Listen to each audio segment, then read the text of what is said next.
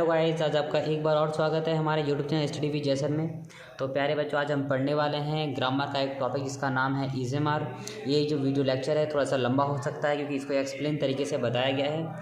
आपसे एक बात और कहना चाहता हूँ, अगर आप मेरे चैनल पर फर्स्ट टाइम आए हैं तो प्लीज़ चैनल को सब्सक्राइब कर देना।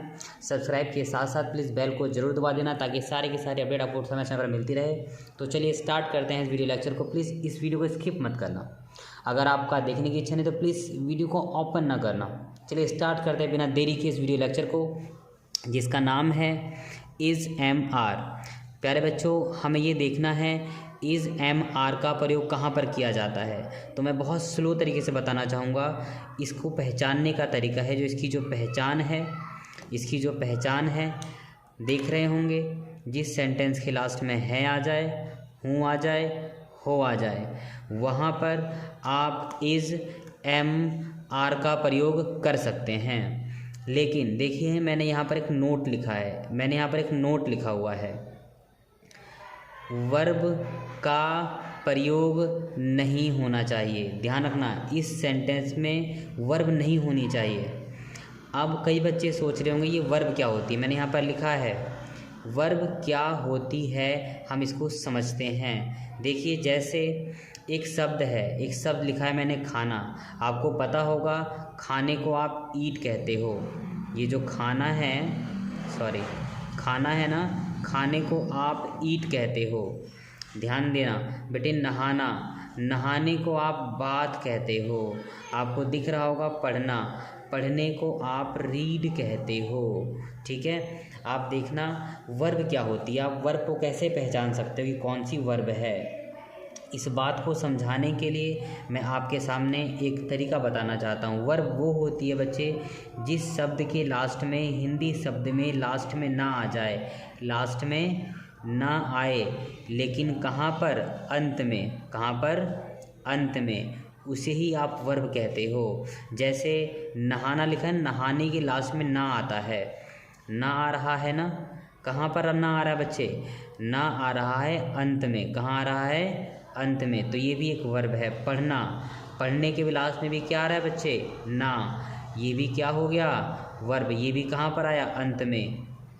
आई होप आप समझ चुके होंगे कि ये जो सारे वर्ब हैं वो हो सकते हैं वर्ब। एक बात और कहना चाहता हूँ, अगर मैं आपसे कहूँ मैं घर जाता हूँ, तो जाता जो है, बात को समझना, मैं लिख कर समझाता हूँ। मैं एक एग्जाम्पल लिखूँ, मैं घर जाता हूँ, तो कई बच्चे कहेंगे सर ये भी तो इज़ एम आर का यूज़ है। मैं आपसे कहूँगा बच्चों देखो, पहचान तो मैच हो रही है। देखो यहाँ पर आप ज़रा ध्यान से, हूँ लिखा है, इससे मैच तो हो रही है ना, लेकिन ये इसमें आप इज़ एम आर नहीं लगा सकते। आप कहोगे सर ऐसा क्यों? ऐसा बच्चे इसलिए कि तो इस सेंटेंस में एक वर्ड है जाता, दिख रहा है ना। जाता जो वर्ड है वो कहाँ से आया होगा? मेरे हिसाब से ये वर्ड जाना से आया होगा ना। आप देख पा रहे हो, जाना के लास्ट में ना आ रहा है। अगर ये ना आया, अगर ये इसमें ना आ चुका है, तब तो ये वर्ब बन गया। क्या बन गया बच्चे? वर्ब बन गया। और आप इस बात को समझ चुके होंगे, शायद मैंने स्टार्टिंग में बताया था बच्चों कि जिस सेंटेंस में वर्ब आ जाए वहाँ पर आप इज़ एम आर नहीं लगा सकते। ठीक है, एक बार दोबारा सुन लीजिए।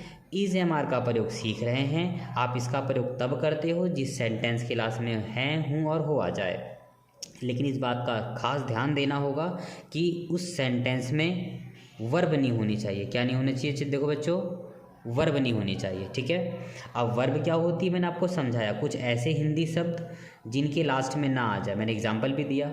अगर आपको समझ में नहीं आया तो एक और एग्जाम्पल ले लेते हैं।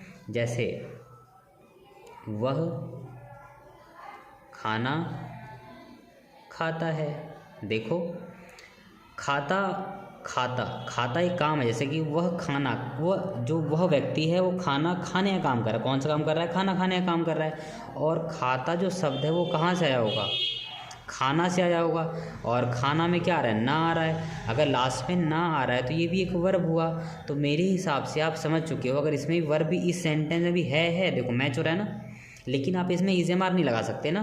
क्यों नहीं लगा सकते? क्योंकि इसके अंदर में वर्ब आ चुकी है। तो ये जो मैंने बातें थी थोड़ी सी मैंने बताई, बेसिक बातें। कैसी बातें बच्चों? बेसिक बातें। एक बार दोबारा लेक्चर को थोड़ा सुनते हैं। इज एम आर का प्रयोग आप तब करते हो जब सेंटेंस की पहचान है, हूँ, हो और सब ध्यान दोना होगा, उसमें वर्ब ना आए, वर्ब का प्रयोग नहीं होना चाहिए। वर्ब ये सारी वर्ब्स होती हैं, ठीक है।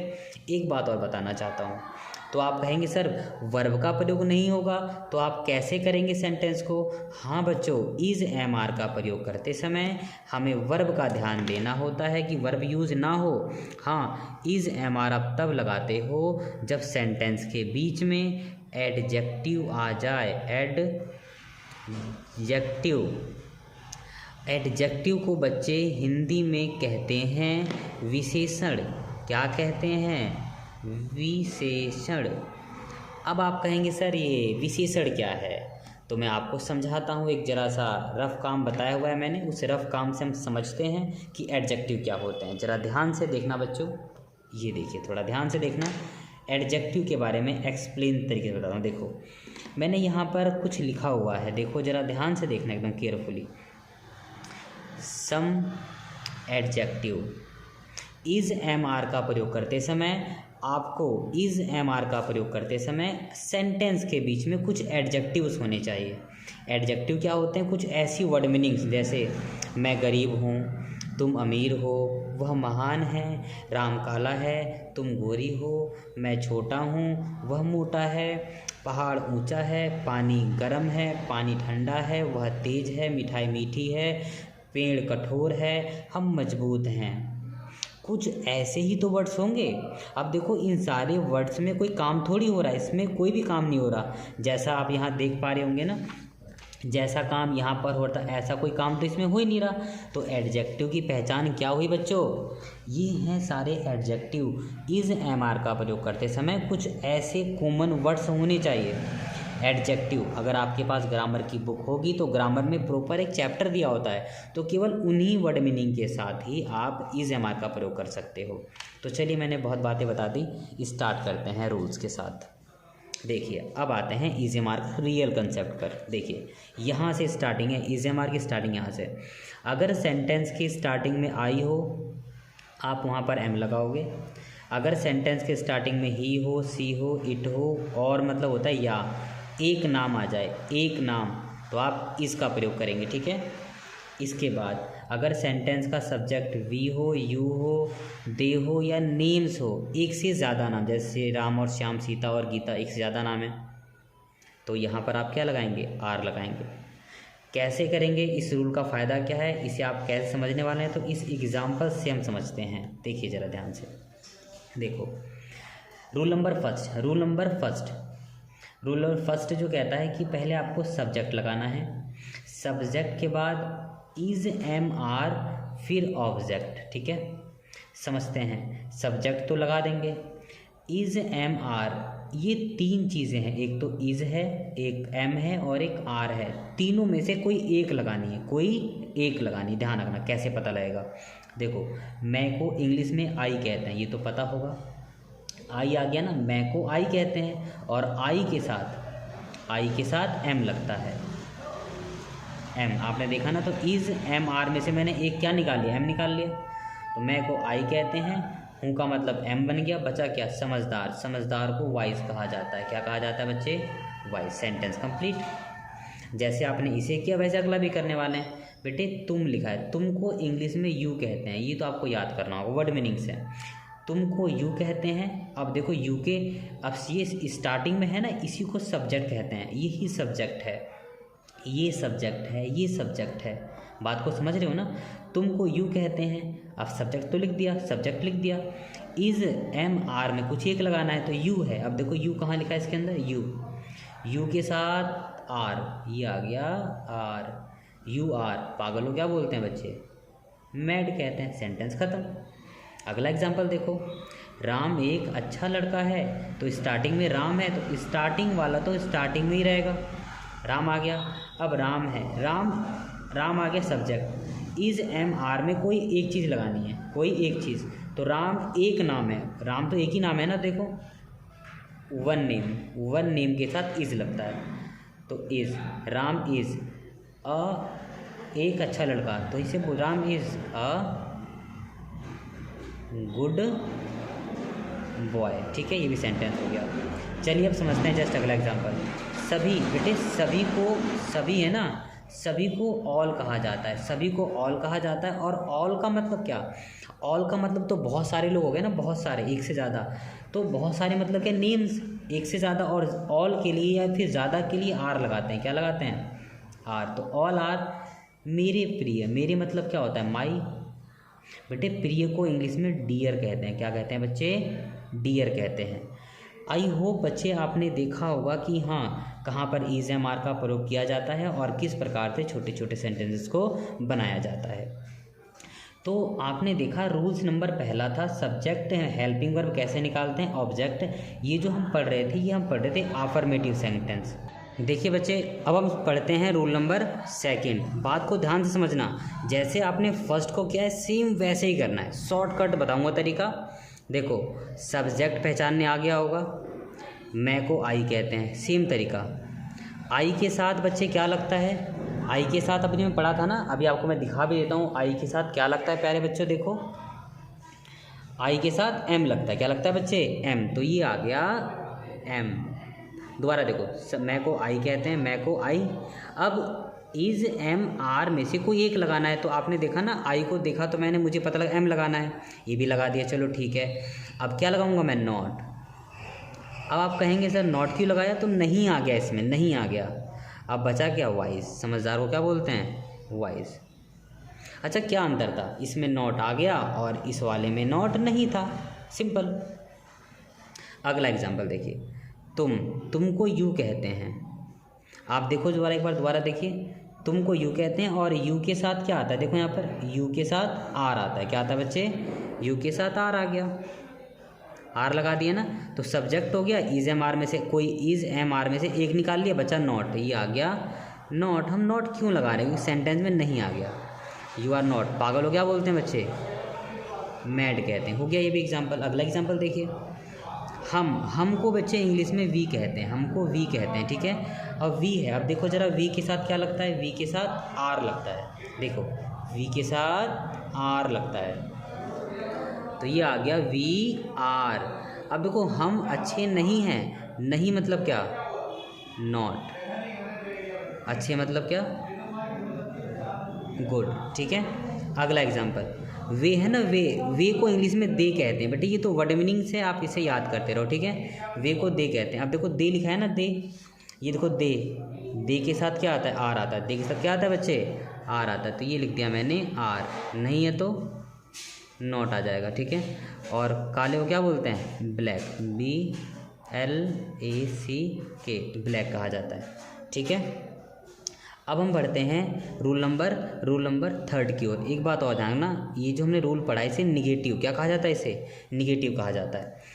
अब हम चुके हैं रूल नंबर थर्ड पर। रूल नंबर थर्ड का नाम है इंटेरोगेटिव। क्या नाम बच्चे? इंटेरोगेटिव। इंटेरोगेटिव सेंटेंस के बारे में थोड़ा ध्यान से सुन लो।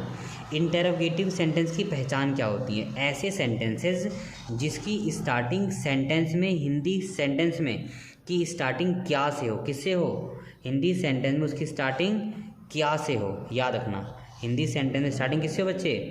क्या से हो। जब किसी सेंटेंस की स्टार्टिंग क्या से होती है तो उसे इंटेरोगेटिव कहते हैं। और जब सेंटेंस की स्टार्टिंग क्या से होती है ना, तो उसमें कुछ भी कठिन नहीं होता, बस इज एम आर यहाँ पर पहले सब्जेक्ट के बाद आता था, इस वाले में इसके पहले आ जाएगा। एग्जाम्पल से समझते हैं। देखो, मैं को आई कहते हैं, ये आ गया मैं को आई कहते हैं।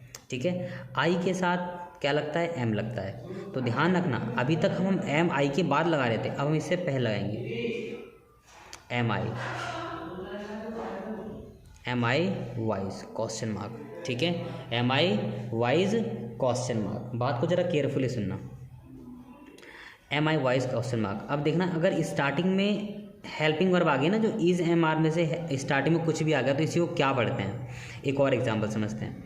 अब क्या है आपको पता है? आपको शायद पता होगा, ये जो क्या होता है ना, इसको इंग्लिश में वॉट कहते हैं। क्या कहते हैं? वॉट कहते हैं। लेकिन ध्यान रखना, जब सेंटेंस के स्टार्टिंग में जब क्या आता है तो इसको वॉट नहीं लगाते, हम वॉट का प्रयोग नहीं करते। जो हेल्पिंग वर्ब हम बाद में लगा रहे थे ना, उसे हम पहले कर देंगे। कहाँ कर देंगे? पहले कर देंगे। तो इसी का मतलब हो जाता है क्या? जैसे कि वह को ही कहते हैं, वह क्या वह गरीब है, तो वह को ही कहते हैं ना, ये मैंने ही लिख दिया। अब मैं इज को यहाँ नहीं लगाऊंगा, मैं इज को यहाँ लगाऊंगा, इज ही पुअर। इंटरोगेटिव है तो क्वेश्चन मार्क आ जाएगा, ठीक है। आपको याद होगा ना, हमेशा आप यहाँ पे लगाते हैं तो ये पहले आ जाएगा। तो अब इसकी हिंदी हम क्या समझेंगे, अभी आगे बताऊंगा थोड़ा। देखो एक और एग्जांपल देख लीजिए पहले। क्या आ गया ना, जब क्या की स्टार्टिंग में सेंटेंस आएगा तो इसको देखो, राजा लिखा हुआ है तो राजा को मैं राजा लिख दिया। अब राजा तो एक नाम है ना, अब यहाँ देखो जरा, राजा तो एक नाम है, और आप देखो वन नेम के साथ इज लगता है। अच्छा भाई, इज यहाँ नहीं लगाऊंगा ना मैं, अभी इसको यहाँ लगाऊंगा।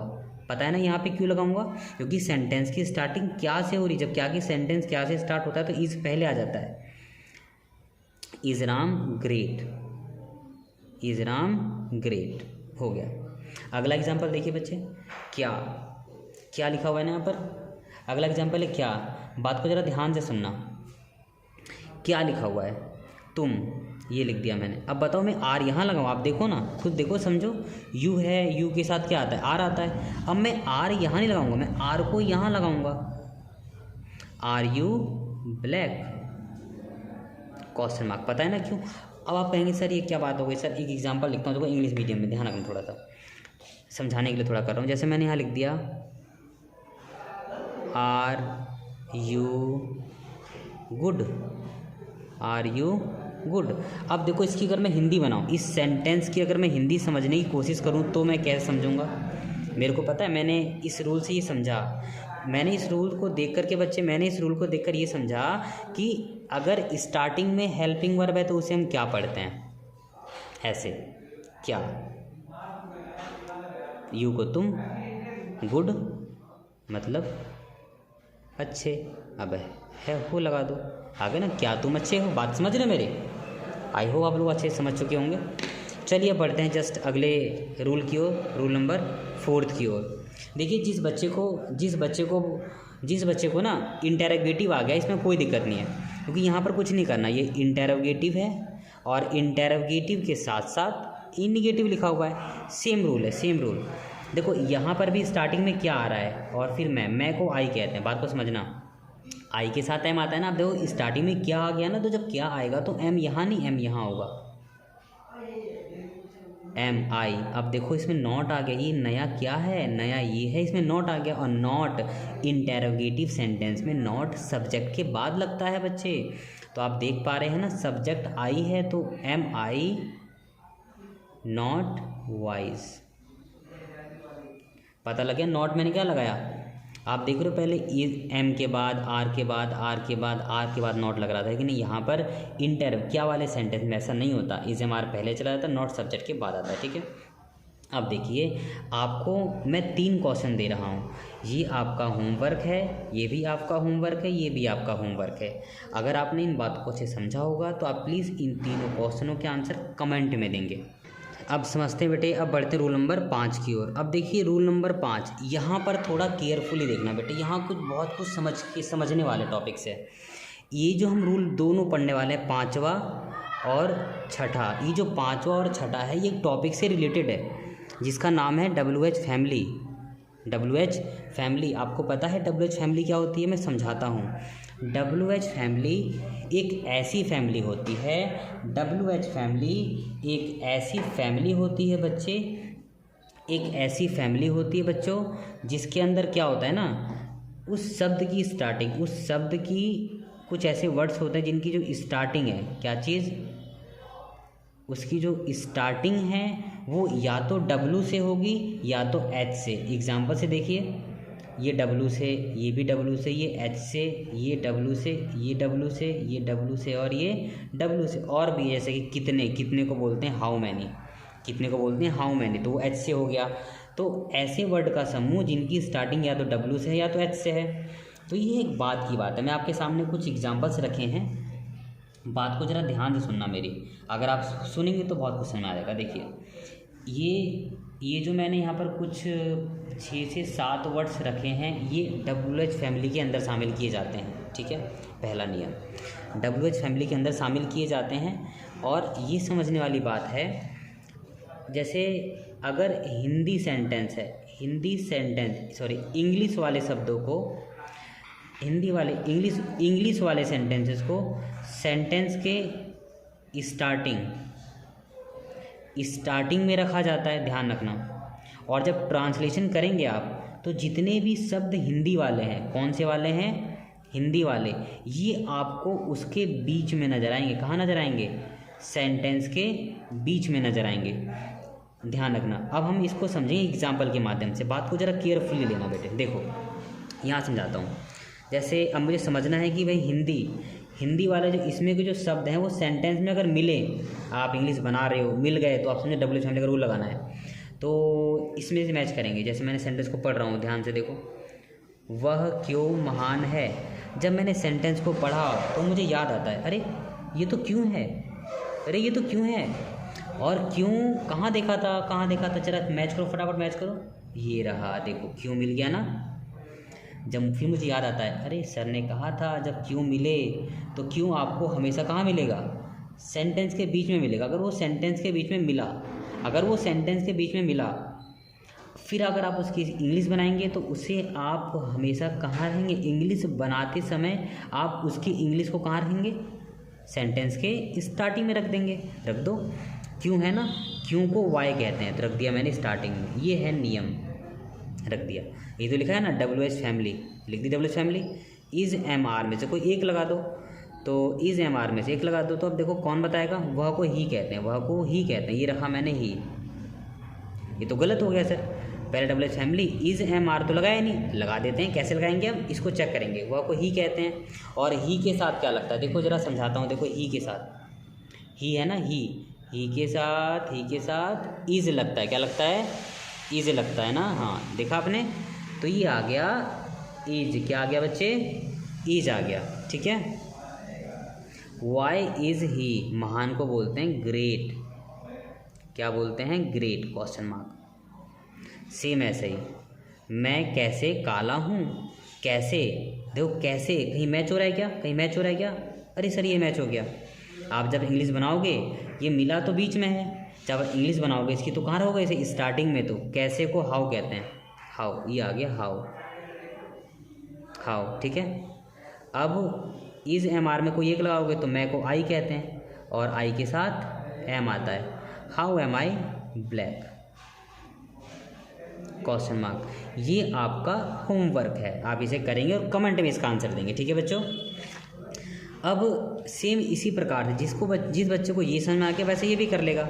सेम कैसे, हमें ना जब हम कभी भी किसी बुक को पढ़ रहे हो, ट्रांसलेशन को कर रहे हो, तो हमें देखना होता है क्या ये जो सेंटेंस है ये WH फैमिली का तो नहीं है। तो कैसे पता लगेगा, पहले आप इसे पढ़ेंगे, मैं पढ़ूंगा, देखो पता लगाता हूँ कैसे। मैं क्यों पागल नहीं हूँ, अरे सर ये तो क्यों मिल गया, क्यों तो WH फैमिली है। अगर ये मिला मुझे बीच में है तो इसकी इंग्लिश को मैं कहाँ रखूँगा, स्टार्टिंग में, तो इसे क्यों को वाई कहते हैं, रख दिया ना स्टार्टिंग में। और मैं को आई कहते हैं, और आई के साथ क्या आता है, एम आता है, वाई एम आई।